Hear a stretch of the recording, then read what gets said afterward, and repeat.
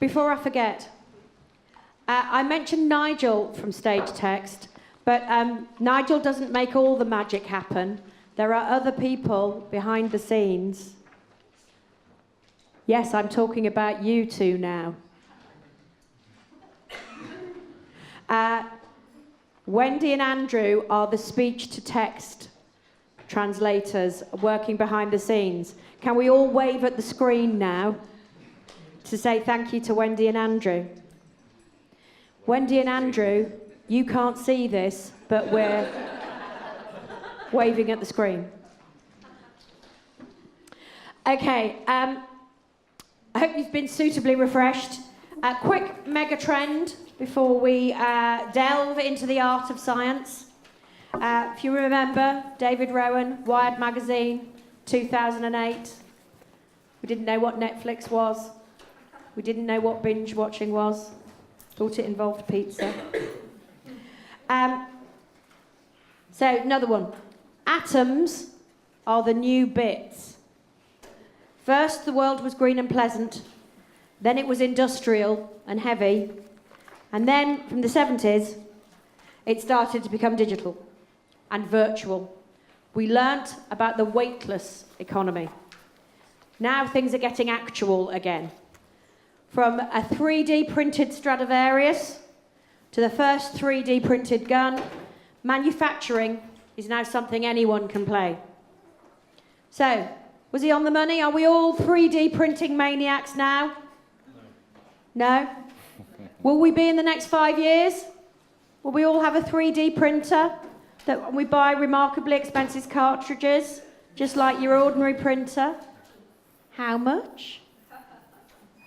So, well, one person who might be able to answer that is Clayton Shaw. Please don't put me on that spot. Programme manager for STEAMhouse, and he's the chair of our next panel. Ladies and gentlemen, you'll be hooked to the silver screen. Can we all welcome Clayton and the panel? Thank you.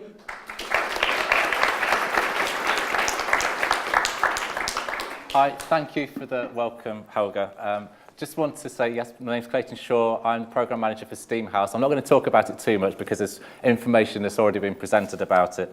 But just to say that it should be opening in November, the centre in Digbeth, which is the phase 1 of STEAMhouse. There is another phase which is going to take place in about 2020, a much bigger proposition. Just also to mention one of the workshops that we ran yesterday, it was with the people from Collusion. So we worked with virtual reality and we worked with augmented reality. And also a company called Holosphere based in Digbeth, who are producing some really remarkable rendered virtual reality experiences. So if you ever get the opportunity to participate in some of that, then it'd be great. There were some of the people that attended the workshop yesterday are here. They worked very much in a team environment, collaborative environment, looking at problem solving, finding solutions to problems, and then making some actions around how they can implement some of their ideas. And I think that's one of the things which is really critical to STEAMhouse, is that collaborative, open approach, and being really quite curious with how people might want to work together and unpick problems for solutions. And that approach, I think, will be reflected somewhere in terms of all of our panel. All of the panelists, I should mention, are shared in terms of a connection to BOM, Birmingham Open Media, which Karen's going to talk about. And that you're all fellows of BOM, is that right? Yep. Not only that, we're all sharing a very unique colour code here, have you noticed? Completely unrehearsed. We didn't know we were going to do that, but it looks quite nice, I think. Just introducing the panellists, we have Justin Wiggan to my right here. His work's been shown both nationally and internationally, and uses the medias of phonics, text, film, performance, object changing, and drawing to make interface solutions to creative and site circumstance specific problems. That was quite difficult for me to say. Sorry, Stage Text. Is that actually coming out right? Okay. Justin pushes the boundaries of sonic art and socially engaged practice with vulnerable areas of society, palliative care, mental health and education. Some of you may know Justin's work, which is called Life Echo. He might talk a little bit about that, but I think there's something a little more interesting probably coming out as well. Needless to say, this project has been picked up by a number of organisations that have considered it to have significant potential in the fields of social and mental health care, with the possibility of further research in medical fields. Anything else to add to that? No? Okay. Next, we have Harmeet. I've had the pleasure of working with Harmeet many years ago, back in 2001 or 2, I think it was, where we were working on an artist commissioning programme called Collide. It was run by Birmingham City Council, if you remember those old days. That particular programme was very much focused around bringing different disciplines together, so it's quite interesting that we sit here and we're still talking about this kind of interdisciplinary collaborative ways of working. Harmeet's an artist, creative producer and filmmaker and has more than 12 years experience of that work. She's had some interesting opportunities researching cultural innovation at Ars Electronica Future Lab in Linz in Austria, and working on behavioural change campaigns as digital strategist at Saatchi. Harmeet uses the premise of storytelling across film and digital media, fused with the artistic expertise of other disciplines, to create space where individuals can recognise the value of their contribution to society. Anything else? Is that about right? Okay. Then we have Diane. So Diane at Wiltshire, whose work centres on how we inhabit space. Her work includes immersive experiences and considers perceptual space in the body, treating the body not as a boundary, but rather as a set of interactions or a confluence to our experiences of the world. Currently, she is artist in residence at the Mixed Reality Lab in the University of Nottingham, isn't it? Yeah. And fellow at Birmingham Open Media. And last but not least, we have Karen Newman, director of Birmingham Open Media. Many of you will know her as the director of BOM. She's been forging a new model of practice at the intersection of art, technology and science with measurable social impact. BOM, born out of hacker culture, takes an activist role within society. The gallery, it states, it is an evolving space filled with residencies, exhibitions, shared learning, and provides critical, collaborative environment for debate. If you haven't been to BOM, it's definitely worth going down and seeing the really interesting work that goes on down there. So each of the panellists have prepared a short presentation or area for discussion, and then we'll launch into some questions between panel members, and then we'll open it up to the audience. So really, it's kind of who would like to go first. I could pick you, Justin, to head first to the podium. Oh, sorry, Justin, Karen's going first. I've been told by Laura. No, please. Hello. So I'm just going to stand up and talk because I haven't actually prepared a presentation. Yeah, I guess my provocation back to the panel is, how are we preparing our young people to deal with the challenges that we're creating for them right now in society? And also, how do we embed arts into science when art has become so devalued in society against subjects that are kind of more valued, more academic subjects? So we've got to the point of having a factory education system which is absolutely brilliant at churning out young people that are perfect English-speaking mathematicians. And young people's maths reasoning skills and logic are all kind of driven towards finding the right answer in a perfect puzzle. So kind of maths reasoning skills looking at identifying a pattern and finding the missing part of a puzzle. And that's brilliant if we work in a society which is a perfect puzzle, but society is not a perfect puzzle. We've got, in the current state of affairs, situations that are really difficult, really complex, and really unpredictable. Grenfell, climate change, the threat of nuclear weapons, and so on. So how are we preparing young people to deal with those challenges right now if they're not given the skills for social diplomacy and the ability to think outside of the box and apply creativity across learning? The real transformational value of art is in its ability to open up communication, to inspire debate, even in situations that are really, really difficult or impossible to have a debate otherwise. It's quite a radical tool for change. It can do many things, and it's also an amazing tool for learning and opening up new approaches for learning. And it used to be regarded at the top table with other disciplines, with other sectors, from engineering and the sciences, and even the development of modern languages. So if we think about the Lunar Society here in Birmingham, an 18th century amazing group of pioneers working across science, technology, the arts, ceramics, development of English and type fonts and all different things. And within that group, which was really a meeting of minds of people across specialisms who just came together to share ideas, who all kind of thought in a very creative way outside of the usual box. That included James Watt, who was the inventor of the steam engine, of course. But James didn't take a usual route through education. James was homeschooled because of poor health. And his education was really self-taught. He became an amazing maker through tinkering in his dad's workshop and fixing instruments and clocks and those sorts of things. And when he was old enough to go into school, he didn't fit in. He didn't fit into his peer group. And he just never got on with school. He was eventually rejected from lots of apprenticeships and opportunities, and it was quite a long time before he came to Birmingham and found unlikely allies in the rest of the Lunar Society. And he went on to create the steam engine, which of course paved the way for the Industrial Revolution. And if you think about Birmingham's coat of arms, it actually involves, it has an artist on one hand and it has an engineer on the other side of a shield.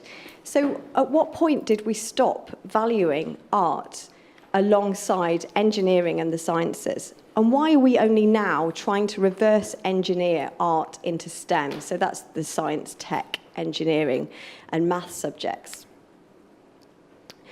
You're going to hear from 3 of our fellows at BOM who are amazing creative practitioners, and some of the others are in the room as well today. And BOM is it's a kind of laboratory of experimental practice across art, technology and science. We have 12 fellows, and they're all collaborating with various different organisations and researchers independently and developing their own ideas, which are pretty radical ideas, really. And one of our sort of jobs at BOM, I guess, is to help try and facilitate introductions and support relationships that are developing with researchers. And this is it's an interesting predicament when a lot of researchers, scientists and technologists are used to working in quite a narrow sort of way. And actually getting researchers to open up and be truly collaborative can be quite a challenge, as they've kind of gone down a very sort of drilled down avenue of developing their ideas, but also where research becomes quite valuable intellectual property as well. So often the artists that we're working with are trying to kind of retrofit new ideas and open sort of ways of working with the researchers, scientists and technologists that they're working with. And I think this is always going to be the way. People have kind of grown out of this factory education system in the generation that we're working with now. But where we see a real opportunity are working with young people, and some of the most radical, creative problem solvers that we meet are actually those kids that have been excluded from mainstream education. And they're kids that have been excluded for a whole kind of range of reasons, really, from disruptive behaviour or mental health, or just simply because their brains just short-circuit within the kind of regimented national curriculum that we have in schools at the moment.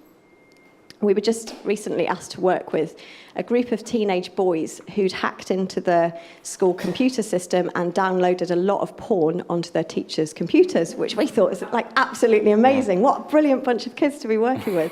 So, just amazing. And they're now, I went to see them yesterday at school. They are working with Leon Trimble, who's another one of our fellows, and they're designing and making new synths, creating electronic music, and designing an interactive digital timeout wall that will enable them to kind of release some anxiety and stress as they're on the timeout phase. And they're exploring the creative possibilities of the microbit. So we need to kind of tell BBC a bit more about what we're doing there, actually. But the results that we're seeing from those kids, the teachers are saying that there's some kids that are engaging that they've never had engaged before. They're seeing really kind of a light bulb moment where kids are switching on and getting engaged and getting really interested and starting to open up. There's a selective mute girl within that group as well. And it's absolutely amazing what that opportunity is doing for them, having an artist fellow working and opening up new ideas around creative technologies, looking at how things work and looking at what you can actually do with stuff. And we've got a transhumanist artist fellow, Laurie Ramsell, who's working with autistic kids at another special educational needs school and using amazing biological materials that are actually really sensory materials that you might think autistic kids would have a real issue with. But it's really going through lots of really interesting and actually quite complex ideas about transhumanism and the relationships of humans and machines. And it's really unlocking some amazing ideas with these kids. We're really, really excited about what we're seeing here. So I'm going to let you hear from some of the BOM fellows about what they're doing, the individual practices that they're developing. But just to also say that over the next 5 years, this is also another area of practice that BOM is committed to, developing an alternative model of education with our fellows and supporting the development of radical, disruptive, creative people that we think could be at the heart of real systems change for the future. Thank you.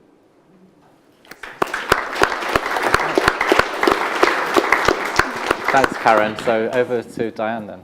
Hi. So we've been asked to talk about the art of science. So I consider myself an artist, but probably not in the traditional sense. I'm more interested in interaction. So to design immersive environments or to consider the end user or audience will always be more than aesthetics and content. The body in space is the most simple image to imagine. However, once you decide that you want that sensing, feeling person to have an experience is when you open up the door to complexity.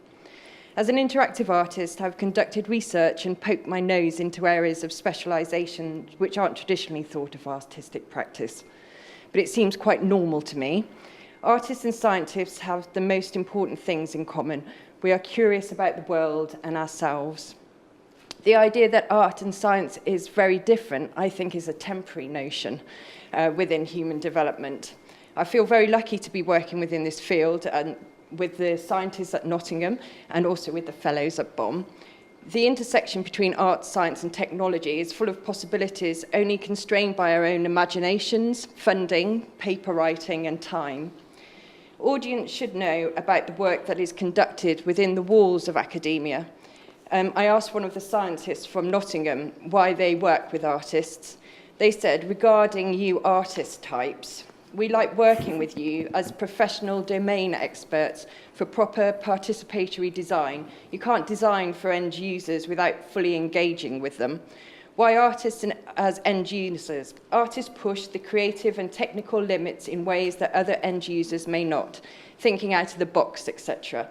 Artists have a long history of repurposing tech and finding the limits which can then inform more traditional uses of design and processes within the mass market. I work with scientists because of our shared interests. It allows me time to create, engage, and to develop new ways of understanding within complex fields. It's a privilege to have the opportunity to converse with experts. As an artist interested in perceptual spaces, I often work with audiences at the start of the creative process. I think of them as nodes of interaction. They're perceptual conditioned by context. These are scientific notions, but they don't exist purely in the lab, but within the human condition. We are not just our minds, we are our bodies. We create spaces of reality through a heritage of ideas. The manipulation of our emotions is the link to our core, our ancestry. Humans need spiritual spaces and thinking places, alternative realities, quirks of nature to create glitches in self-absorbed projections. The everyday illusion of meaning in narrative. We have life spaces, not life stories. We are all artists, philosophers, ecologists, and scientists. We inhabit overlapping spaces of empathy, altruism, and vulnerability. We exist in a heritage of ideas. Thank you very much, Diane. Very important. Okay, Harmeet. Okay, so Leonardo da Vinci said that learning never exhausts the mind. And for me, he was the embodiment of the true Renaissance individual. You know, he tapped into these skills of an artist, a thinker, an inventor, an engineer. And I believe that we inherently all have those qualities within us, and we just have to find a way of tapping into them. So how do we reinvent our artistic practice in a world that's constantly gathering speed, where we are bombarded with so much information and misinformation, and where technology is moving at a phenomenal rate? For me, I think three things are really vital as an artist and a producer. And those are, first of all, to always be in a state of constant questioning. To continue to be learning, to be in that process of discovery. So the questions that come up for me time and time again are, why am I doing this? How is this relevant? And what value does this bring to people's lives? The second, as a filmmaker, is that I feel compelled to create stories that make a connection with people, and that's always going to be at the heart of what I do. And the third is finding the right collaborators. So even though film is like the bedrock of my practice, some of the most exhilarating projects that I've been on have been where my work has been disrupted by other people from different disciplines, whether that's architects or engineers or scientists. And it can be difficult. There are challenges in doing that. You know, there's different approaches, different methodologies. Language can be a barrier.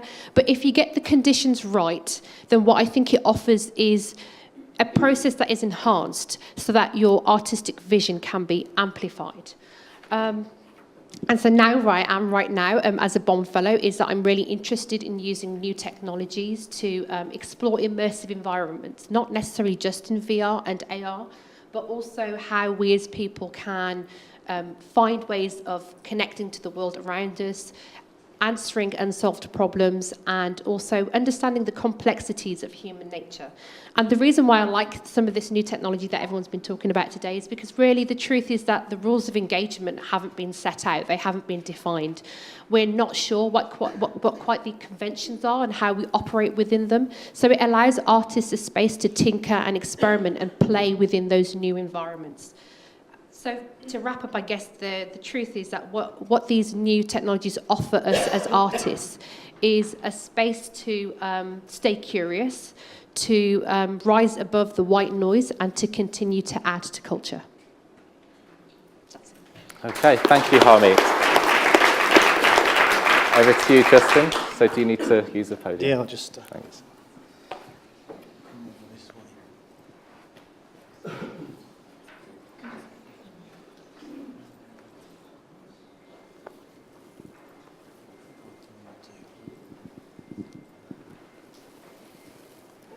I will sit waiting. I can't imagine David Bowie sitting and waiting for anything. It's a notion of self-entitlement. And it seems wrong, and it seems the difference between a tourist and an explorer. And for me, Bowie was definitely an explorer, cutting a path for people to follow, sharing his knowledge. That model is something Kandinsky touched on in his book concerning the spiritual in art. He said the artist has a moral obligation to take his knowledge back to society and feed it through. So sitting and waiting, entitlement, seems to be in opposition to Prometheus.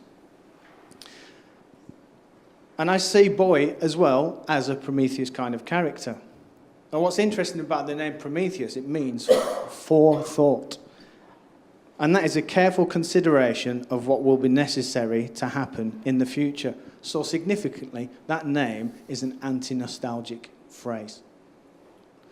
Prometheus stole knowledge from the gods, and he stole fire from Mount Olympus and then shared it to mankind.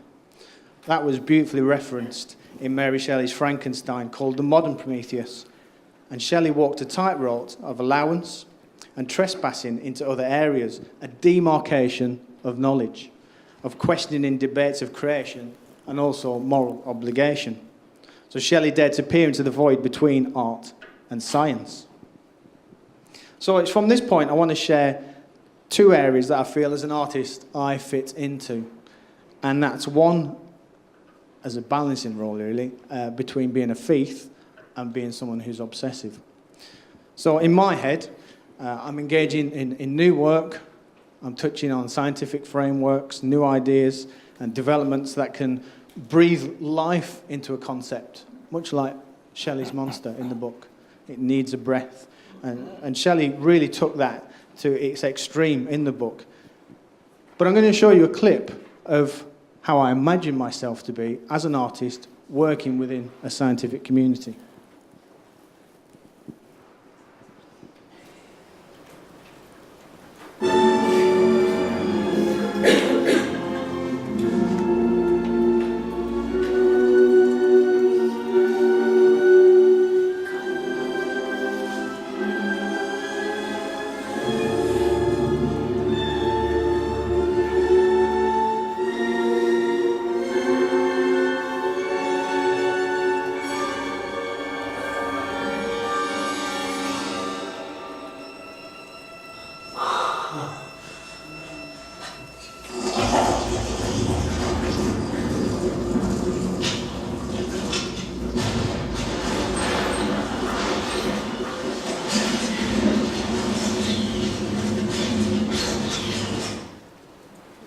So there's a situation, trading artistic endeavour, replacement value, cunning, stealing from the masters, much like Prometheus. But what's the reality? The reality is, as an artist, sometimes I feel lost, isolated, wandering around, domesticated and obsessed, and in much need of collaborative guidance. Hence the importance for need of connection between art and science. So as where we saw Dr. Jones stealing and replacing something of what he thought of value, that's what I think it should be in my head. In reality, this is what it actually is for me as an artist.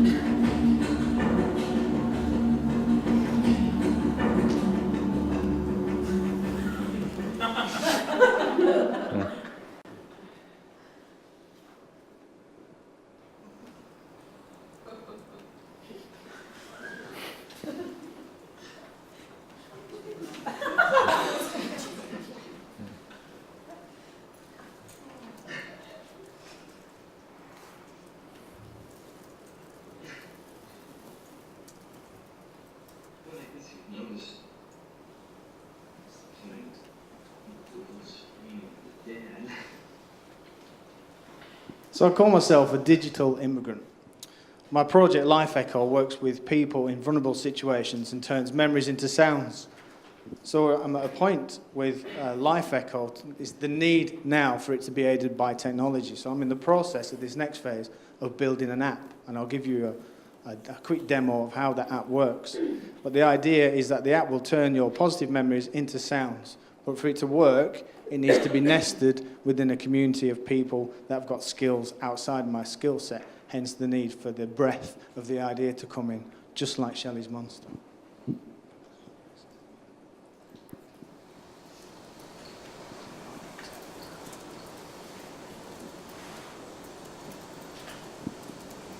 It's quite truncated there, but the idea is that you put the details in, you can geotag where your memory happens, so when you go back into that location, the sounds from that memory get triggered as well, so you put a live soundtrack of your past onto your present.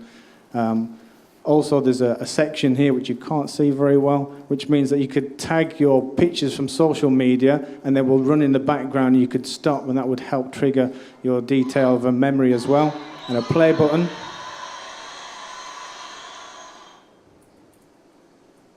And then also how you monitor how your memory health is working. So this would mean it's a response compass. So you could work out between yourself and the app how strong that memory is and how much benefit it's having recalling that memory. You also have a sound bank where you collect your trigger sounds. And also the third phase of the app would be you have a conversation with the app, much like a sonic mirror, and it would build the phonic memory itself. If you do need some more information, I'll be happy to talk about that later on, because I am looking for creative partnerships on that at the moment. Now, this phrase is quite interesting because I also see that there's a danger behind everything that we're talking about. This phrase, Vedic saying, it means say 1,000 words, but do not write even one. That's a fascinating statement, and it reminds me of Socrates. But he said the written word is the enemy of memory. So to write something, it means that you have to employ technology. I think we might be in a similar situation where we're employing so much technology, it might have a greater effect on our creativity, much like in Socrates' statement. What would be the impact on virtual reality in 10 years' time? Would we be closing down doors and just accepting this virtual world? And what's the swap like? Dr. Jones, he was swapping, he was trading something of value. Is that of value, or is it, in some respects, not replacing that value? So I feel like at times, arts and science do act within the same world. There's a reflection of competitiveness, and that comes within the capitalist hierarchy of grants, accolade, and narcissism as well, which has been pointed out as well for us today. So I think we need to remap, we need to renegotiate the need for technology. We don't need to allow the concept to be held by the hand towards the objective. But we need to navigate technology towards the concept and purpose.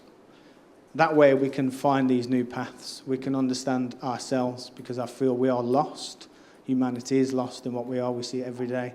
We're in trouble, and we need to find that path for ourselves. So my suggestion is that we need to go ram raiding Mount Olympus, much like we talked about at the beginning. And if you've not read this book, it's my suggestion for this month. And Yet It Moves, the realization and suppression of science and technology. It's absolutely fantastic. Thank you very much. Thank you, Justin, for that. There were some remarkable insights from that presentation and all of the panel members. So Justin was talking about how he imagines himself working in a scientific community. Oh, it's dark. Harmeet talking about constantly questioning and that sense of discovery and artists remaining curious. Also, Karen was talking about the story of access and how artists can encourage engagement, particularly with young people. But I just wanted to pick up on something that Diane mentioned, which was that art and science being different is a temporary notion constrained by our own, what did you say, imagination, which I thought was kind of quite critical and key to a lot of the discussions that we're having on this panel today. Because quite often some of the debates around artists working with scientists and equally with engineers or technologists will be how compatible are these disciplines, and the fact that we have, like with STEAMhouse, we have the STEM approach moving to STEAM.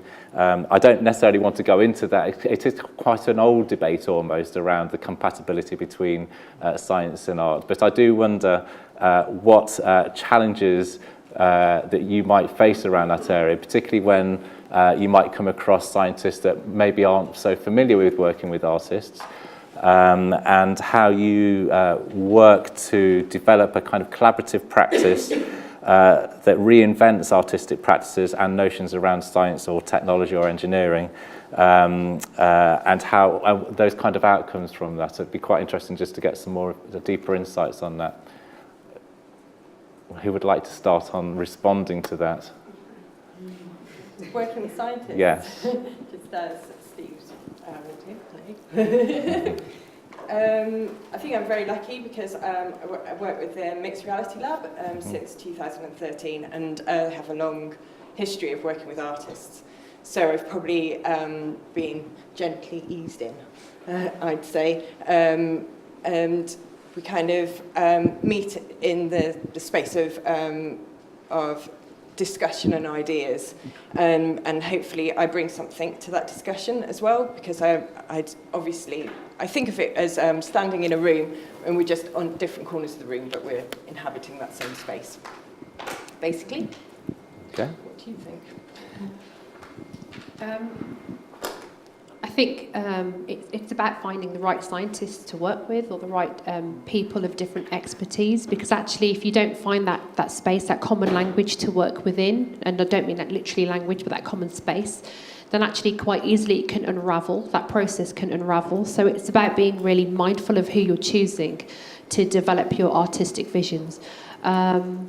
It can. I think it's a minefield, but surely that's the point. Is that it's meant to be a little bit uncertain. That it's meant to be kind of quite confusing at first when you start, because actually it's an unfamiliar place to where you are, and then working with somebody or working with other people who are in new places, they challenge your points of view, which sometimes can become quite fixed. So I think it's really necessary to do that. And it can be really successful, but also it can be quite challenging as well. But that's the point. Why would you do something if you knew what you were doing and where you were going to go? It'd kind of be that you wouldn't find the joy in it. So. Okay. I think I come from the point where it's an empathy of cause. So there needs to be, like was mentioned, an understanding of what needs to be done, how it needs to be done. But I also think there's a huge gap between public acceptance of what a scientist does and what an artist does. And it feels like an artist has to justify every single tiny micro movement, and the idea of experimenting in public comes under a lot of scrutiny, whereas maybe in the science world there's an acceptance of let them get on with it, that's what Why they do. do you think that's the case? I had no idea. As a scientist. Later on, when we come to the audience part, you might want to start thinking about why you might think that's the case. Yeah. Maybe it just comes from personal experience of the public and my work. I'm not sure. But yeah, that word empathy has been brought up a lot today already, and I think it's been brought up a lot because it's gone and it's missing, and maybe we have to start thinking why we're talking a lot about empathy and recreating empathy, maybe start to discuss where is it gone and why is it gone. Okay. Karen, something to add? And to pass the microphone down. Thank you.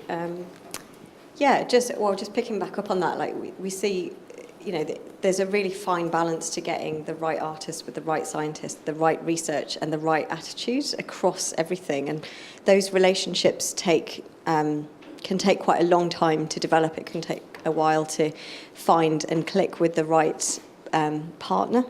But when it works, it is, like you're saying, you are kind of learning from each other. And often at BOM, we have an institutional partnership with the University of Birmingham, and often find ourselves in rooms with different researchers, even within neuroscience, that are approaching it from different points of view, and researchers that are in the room for the first time with each other and haven't met at the same university, and are kind of challenging each other on their ideas and their approaches to things in conversation with an artist. And that's really interesting, because then scientists are kind of rethinking their approach to research at the same time as being challenged by the artist or being set provocations by the artist. So when it works, it's really great. But those things, they do take a long time to cultivate and to create the right kind of environment where, where it's actually okay just to regularly bring people together and to accept that it's not always going to work. You're not always going to find the right golden the right golden package and researchers, and you've all been like working with loads of different researchers from loads of different specialisms, isn't it? And I think once you do find one that you click with, it's amazing, it's brilliant. But that, yeah, again, it takes a long time to develop that. So that's quite an important point, isn't it? It's not always going to work. And accepting that it's not always going to work is quite challenging, I suppose, for some individuals that might want to see results at the other end of it all. When thinking about the scientific community or the engineering community, they'll tend to work on programs of research which they're underpinned by some element of data, where they're kind of exploring something which has an outcome at the end of it all. But how do you kind of make that connection between a kind of artistic ambition and a scientific ambition to have something at that other end?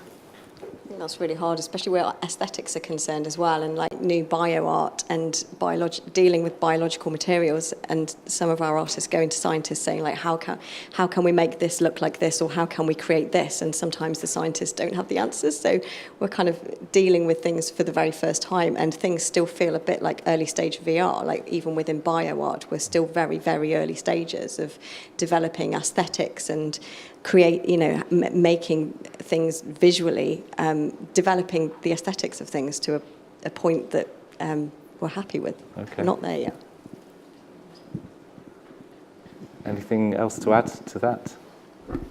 I think quite often that's about what your measures of success are and how you define them. And also what your relationship to failure is. And I think as artists, we have a different relationship to failure. You know, the studio or the maker space or the lab, it's where we test stuff out and we expect it to fail so we can change it and adapt it and create a new version of it that does work. And so that in kind of direct relationship, it changes our attitudes to risk. So I think it's more about understanding where you are and where you want to get to. And quite often for a lot of people, not just scientists, it's very goal orientated to a fixed outcome. And I think if you're set in that way, then you limit what you're trying to do, and it's about removing those limitations. Limited as well by the way your funding is, aren't you? Mm-hmm. And it's not just what we want to do as artists or what scientists want to find out. It's this limit which is what's good about the impact of the work and all of these other elements to it. Because I think if we were allowed to do what we wanted to, failure is actually a really interesting thing for an artist, and in the science world as well, because it's breaking down different ideas, isn't it? So. Okay. Justin, anything to add on that point? Point covered. Point covered. Just leading on a little bit from there as well, do you feel like there are assumptions made between different disciplines about how the artistic community might want to engage with some kind of collaborative process, and equally from the artistic community around scientific research communities? Do you feel like we have these automatic assumptions, and if so, how do we break those down? I think it's down to where the starting point of knowledge comes from, and how maybe these fields are taught and delivered at quite an early age of almost grouping people's thought processes. Or you're interested in science, therefore you've got to think in this way. Or you're an artist, you've got to think this way. Or you're quite athletic, so you've got to do this after school. And it's things Karen talked upon, and it's that almost Victorian way of schooling people, like there's just one way, one path, and it's the only chance that you have to go through. So I think we have a huge overhang, and that also comes from almost like how knowledge was delivered, unfortunately, even from in the Roman Empire kind of way, of everything being in boxes, and all them boxes have to fit together quite nicely. And what's nice about what Bond believes in is that boxes can fold down and can be repackaged, and you can put things in and out of them. So I think that's why we have the phrase "think outside the box." It's something that you hear all the time, isn't it? We're obsessed with putting things in packages so we can understand it at a distance and see the shape of it. But I think what the internet and the digital world has done is challenge the notion of what space is, and that's the great thing about what VR can do. Is space is dissolved. but we all have to be brave and say we all have to face that together without coming together with it in terms of different manifestos. Okay. We want that space to be this way, but we'd like it to have it in that way. So again, it goes back to that mutual understanding of thinking, what do we want to achieve together, not for our departments or not for our fields of subjects, but for ourselves as humans. Any other points on that? Assumptions. I'm just thinking. I've had quite a while to think. Or conversely, do you feel like our assumptions are ill-informed, and do you feel like that you work with some people from the scientific community and they automatically know how we might want to work together? I think the great thing about an assumption is that you can, and if you start with it, so even if you change the word of an assumption to an idea of where you want to go, is that immediately you expect it to be questioned. So it goes back to that point of how do you make sure you're not rigid in what you're doing, not just you, but finding the right people to collaborate with. And just touching on a point that you made, Justin, about artists and how they received it, I think it's about the currency of your ideas and how that's valued in different spaces and spheres. But if you've ever spoken to a quantum physicist at CERN, and I have, they are the most amazing, fantastical creatures who come up with these really complex theories about how the universe was created, except their framework to build that is this really complicated bits of mathematics that they've spent their whole lifetimes researching. It's the same for artists. We just don't have we have a different systematic approach, but it doesn't mean it's of any less value or any less of a currency. Okay. Do you have anything additional to add to that around assumptions? Just the assumption of that art can illustrate science, and that's something that we're still grappling with, getting over that, and that's just where we are. Kind of mid regimented education and systems that put things into boxes, and we're still grappling with that. We get a lot of researchers that come to BOM asking to work with fellows that can help visualise their research, and then take the researcher on a journey of actually getting them to open up and think more, and just be open to being challenged through working with an artist. And that's the biggest assumption to try and overcome, really. And the other way around as well, with artists treating scientists like technicians. Yeah, and going to scientists for answers. Yeah. For those Yes. With With the fact that you're at Mixed Reality Lab in Nottingham, do you feel like that lab space, that environment, has broken some of that down, those assumptions down a little bit between scientists and artists?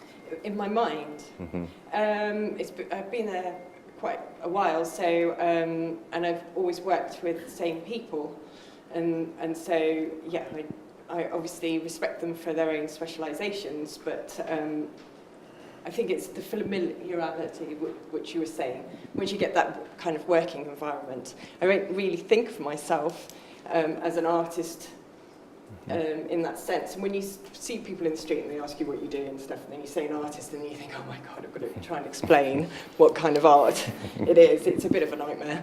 And there's people at BOM who I think of as artists, and they don't even call themselves artists. So, you know, it's this terminology, it's the boxes again, and it's all the things that come with it. Okay, great, thanks. So we really want to get some points from the audience. You might have your own particular stories, or you might have some particular questions for our panel members. Is there anybody that we have a few actually.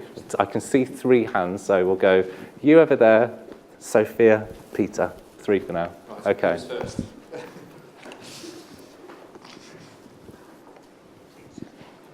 Hi, I'm really interested in the last point that you're making about scientists coming to you and saying, oh, you know, can you help us visualize our work and these kind of things.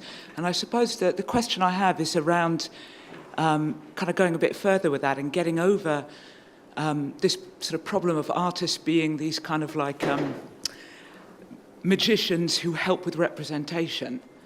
And I'm curious in the work that you do, and it sounds like really amazing projects.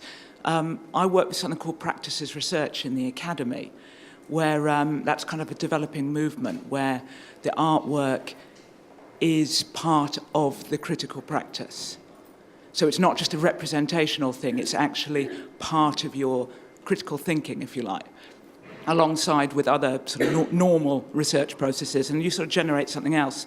And I wondered, like, how you and the different projects you're working with, how you kind of interrogate that difficulty of not just being a representer or working with representationalism. Does that make sense? Yeah, how you go beyond representation, you mean, into a kind of and critical... what those rules of engagement might be, Okay. to quote your phrase. Yeah. Who would like to respond to that?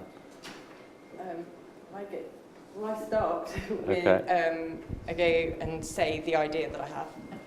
And then it's whoever's interested in that idea, and they can see how their work is reflected back at them through that. So that's how we start. Okay.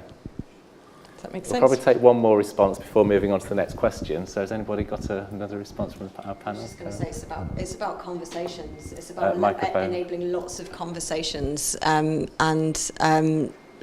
just starting from that point of view, just getting people to talk about interests and find common ground and go from there, rather than coming from one particular point of view. So it's kind of about taking a step back before you can go forward. I agree, and the work that BOM does actually, I think you would agree that it very much is rooted in representation and critical analysis around all of the kind of the scientific engagement and the artistic engagement kind of collectively together. So the two come hand in hand. So yeah, I think it is possible. Can we take the question from Sophia? She's just here in the middle. Hi, this is specifically for Karen. Really inspired to hear about your programme working with excluded children, because I think before we all become artists and scientists, etc., we have to be allowed to have radical thoughts and be allowed to grow. And I can't believe that you got the school to convince you to work with the kids that had downloaded the porn and that they weren't totally excluded. And do you think it's a programme that other schools will try to embrace? Because it's all about play as well. I think we've forgotten the art of playing, and kids do that so well, and we drum it out of them. And all those kids that generally are excluded, they just don't fit into the mainstream way of teaching. So I'm really encouraged to hear that.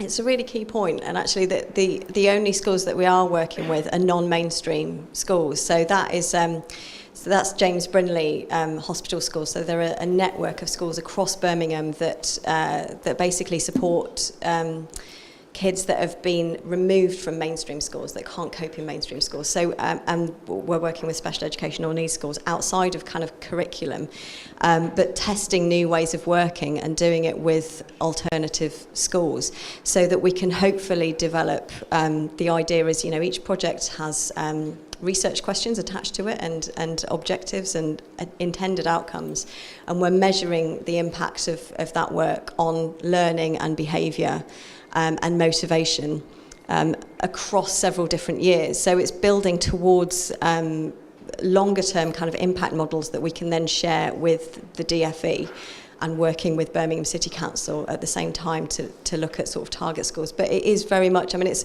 we had the opportunity setting up BOM from scratch to work with normal schools and to do normal kind of education work, but actually those two schools, James Brindley and Baskerville, came to us because they heard of what we were doing, and it just felt like the right way of working and trying to develop something different and alternative in a way that would be more difficult to go into kind of normal mainstream, good, outstanding, whatever, special measures school when there's so many targets and so many pressures.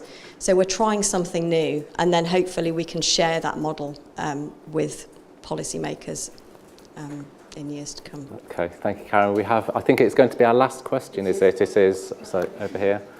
It's a question for Harmeet and Di. I know that you work in a very sort of experience-led way with technology, and we heard from the other panel that the aesthetics, when you're working visually, can be quite clunky, can be quite rudimentary in AR and VR. So how do you think the technology facilitates you focusing in and getting to that experience?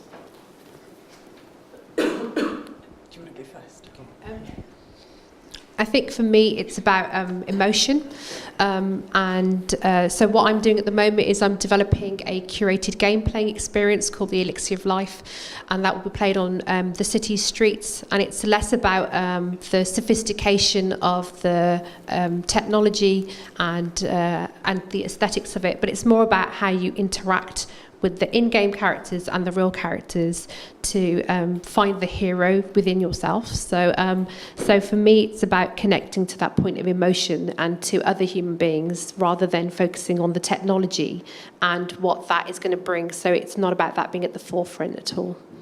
I don't think I answered your question, Peter. I'm sorry. So yeah, it's a similar way. So even though I'm obviously really interested in technology and data and all of those kind of things, I try and concentrate on the end user or the audience member and to think about that experience. And so the project that I'm working on at the moment, we took the data and did experiments, but we didn't put the final pieces of technology that we're going to use in the space. And we looked at just the basic human reactions. And so, yeah, think of it as technology as a tool, basically, for artistic practice. Thank you very much. Yes, Helga stood up now, so I apologise if anybody had any burning questions. Stick them on Twitter, #HC, whatever it is. Yes, am I just going to get the reputation of being a buzzkill? I'm really sorry. So yes, strange fascination, fascinating me. Thank you very much. It is very inspiring to see the range of work and opportunities that are available through the collaboration with science. And I've got notes here, and it's a fascinating crossover, but one which has been around for centuries. And I've said here, Einstein wrote poetry. In fact, he studied physics so he could better understand the world to write poetry about it. Which just sounds, that dude just gets cooler and cooler, doesn't it? And I've got here, Leonardo da Vinci anticipated some major scientific discoveries. But we're now on to more earthly matters. We're on to lunch. Give me more than one caress. Satisfy this hungriness. Oh, blimey, Helga. I'm here all week, try the fish.